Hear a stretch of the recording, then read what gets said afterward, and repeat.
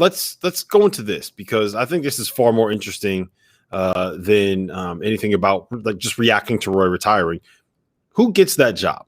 Because that's one of the top, if it's not the best job in college basketball, it's one of the best jobs in college basketball. Yeah, I mean, however you want to play it, you could say Kentucky, you could say Kansas, you can say Carolina. I think it's probably one of those three.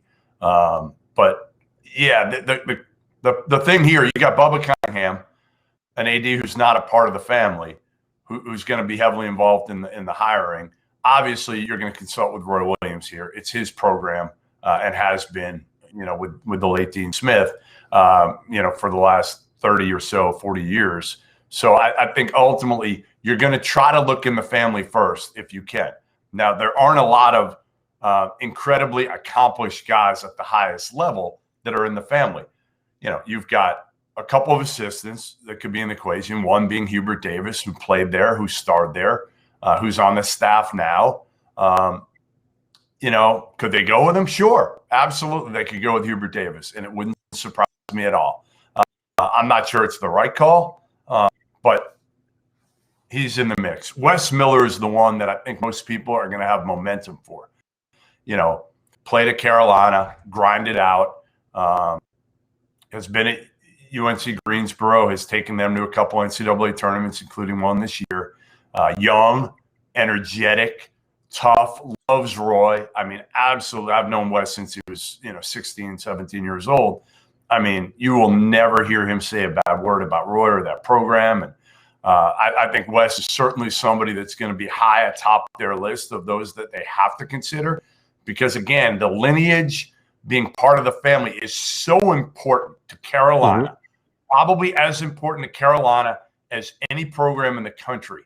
And again, I think you got to get the right guy, because when you go the wrong way, even within the family, you saw what happened with Matt Doherty. I think you got to be very, very careful right now to get the right guy if you're Carolina. And I would say, to me, I think Wes Miller is the right guy. Yeah, Wes Miller seems like the guy that's going to get all the momentum. The prevailing thought, at least from the people that I talked to, was when it looked like this decision from Roy was a couple years away, they were waiting for Wes Miller to jump at something a little bit bigger, because going from UNC Greensboro to UNC Chapel Hill is a pretty big step up in level. And look, I mean, if you're a great coach, you're a great coach, and I don't think it really matters what level you're at. But there very much is a difference in navigating the recruiting waters if you are trying to bring players to a SoCon school versus the flagship program in the state of North Carolina, Nike's flagship program, and a program in the ACC that is battling every year with Duke and Kansas and Kentucky and Oregon, all these other power conference schools for players. So that's something to keep in mind. I don't think it's a deal breaker. I think it just means you have to have a certain kind of staff built out for Wes Miller to be able to get what he needs to get. The other name that I feel like is in the family that probably makes the most sense at this point is Jared Haas. But based off of the way that Stanford's seasons have gone in recent years, when they've had a certain level of expectation, I don't know if Jared Haas can get it at this point. I get it. He's done a good job, a decent enough job at Stanford, but it's also like when you had the players that he had this season and last season, I think you would have expected a little bit more than what Stanford was actually able to accomplish on the court. So we'll see there. Hubert Davis is another name that I keep hearing. I wonder, though, is it a guarantee that they are going to stay in the family with this? That they are going to stay with somebody from Carolina? May not be. With Bubba Cunningham being the head the AD, it's not a guarantee. But again, Carolina is different.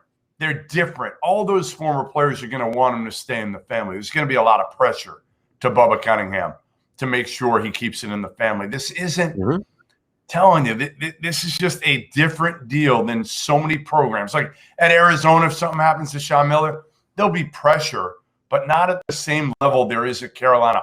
All these guys go back every single year. So, yeah, you can make a run at Brad Stevens like Indiana did. And obviously Carolina is a much better program than Indiana. Indiana fans don't want to hear that, but it's true. Again, Carolina is a top 3 program in the country. Tony Bennett, you make a run at Tony Bennett. Why not, right? See if he – but I think they're going to start with Carolina guys and say, do we have a guy here that can do this thing at the highest level? Do we have a guy we like? And then if they feel like, okay, you know what, Wes Miller isn't ready, then maybe they look at some of those other guys. But I think they start with the family at this point and figure out Hubert Davis, Wes Miller, Haas, maybe even a Steve Robinson. You know, do you look at,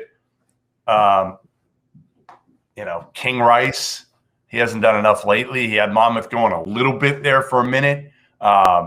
Jerry Stackhouse, I'm sure, will try his best, but I don't think that's going to happen. Larry Brown will probably try, but he's 80 years old, so that would be ridiculous, and he's put everybody on probation. So I don't know why you'd even, Larry Brown probably, if the right guy gets it, do they bring on Larry Brown in a Thad Matta-esque role as a consultant? Maybe I could see that.